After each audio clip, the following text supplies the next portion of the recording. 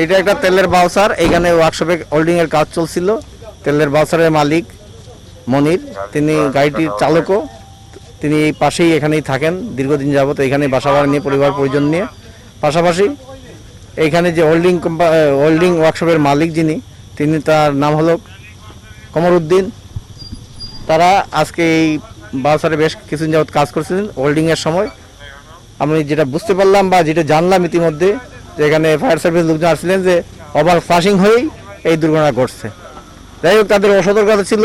আমরা এটা বিষয়ে আমরা তদন্ত করব, তদন্ত করে বিস্তারিত আমরা জানবো। জানার পরে আমরা পরবর্তী আইনানুগ ব্যবস্থা নেব। এই মুহূর্তে আমরা লাশ উদ্ধার করেছি।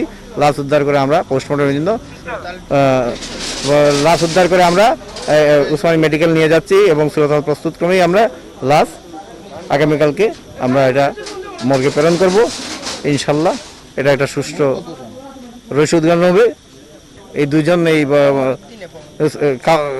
কমরউদ্দিন এবং মনির, এই দুজন মারা গেছেন এবং এই ওয়ার্কশপের হেল্পার কাউসার ইনি আহত আছেন এবং উনি চিকিৎসার জন্য উসমানী মেডিকেলে আছেন বর্তমানে।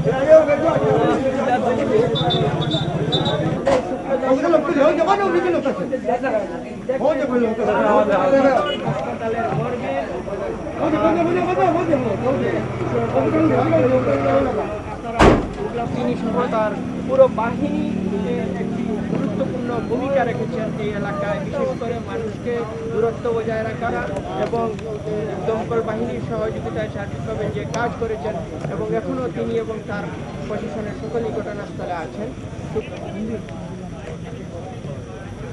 যারা উপস্থিত অনেকেই আপনারা, যিনি বাড়ি নোয়াখালীতে থাকেন এই গ্রামে, তিনি ঘটনাস্থলে মারা গেছেন এবং যাকে প্রেরণ করা হয়েছে উসমানী হাসপাতালে।